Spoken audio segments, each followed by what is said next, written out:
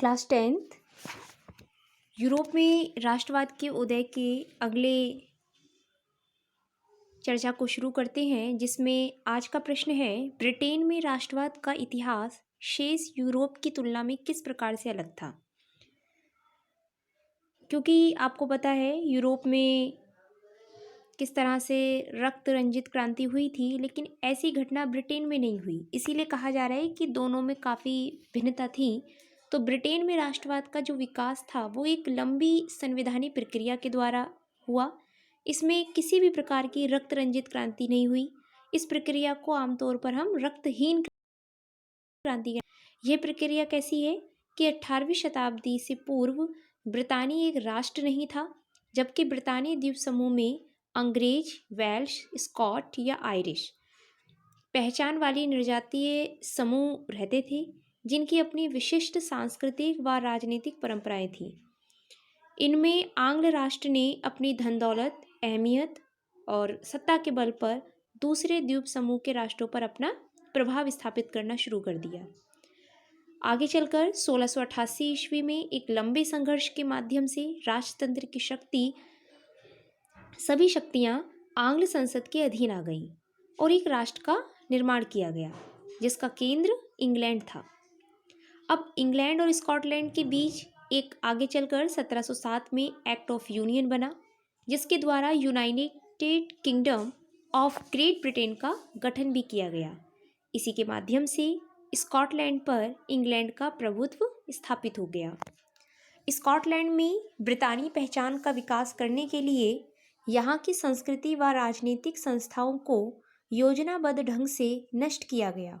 जैसे Scottish highlands के वासियों को उनकी गैलिक भाषा बोलने और राष्ट्रीय पोशाक पहनने से रोक दिया गया। इसी कारण से मजबूर होकर लोगों को अपना देश छोड़कर अन्य जगहों पर जाना पड़ा। आयरलैंड में भी ऐसा किया गया और यहाँ पर अंग्रेजों ने धार्मिक मतभेद को आधार बनाया, या ये कह लीजिए उसको अपने हथियार की तरह इस्तेमाल किया। आयरलैंड में कैथोलिक व प्रोटेस्टेंट दो धार्मिक गुट थे। अंग्रेजों ने प्रोटेस्टेंटों की मदद करके कैथोलिकों को दबाया। अब आगे चलकर 1798 ईस्वी में वॉल्फ टाउन और उसकी यूनाइटेड आयरिशमैन नेतृत्व में जो विद्रोह हुआ उसे दबा दिया गया और आयरलैंड को यूनाइटेड किंगडम का भाग भी बना दिया गया। तो ये बात रही किस तरह से वहाँ का राष्ट्रवाद अलग रहा यूरोप की कंपैरिजन में। अब अगला जो प्रश्न है वो है हमारा, बाल्कन प्रदेशों में राष्ट्रवादी तनाव क्यों पनपा। तो बताते हैं कि 1871 के बाद बाल्कन क्षेत्र में राष्ट्रवाद का उदय हुआ था, क्योंकि इस क्षेत्र की अपनी भौगोलिक व जातीय भिन्नता थी।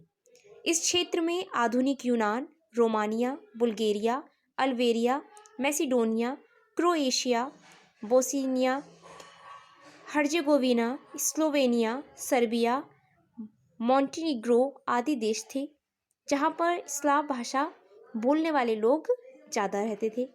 ये सभी तुर्कों से भिन्न थे। तुर्कों और इन ईसाई प्रजातियों के बीच मतभेदों के कारण यहाँ पर हालात और भी ज़्यादा खराब हो गए। जब स्लाव राष्ट्रीय समूहों में स्वतंत्रता व राष्ट्रवाद का विकास हुआ तो तनाव की स्थिति और भी ज़्यादा भयंकर हो गई।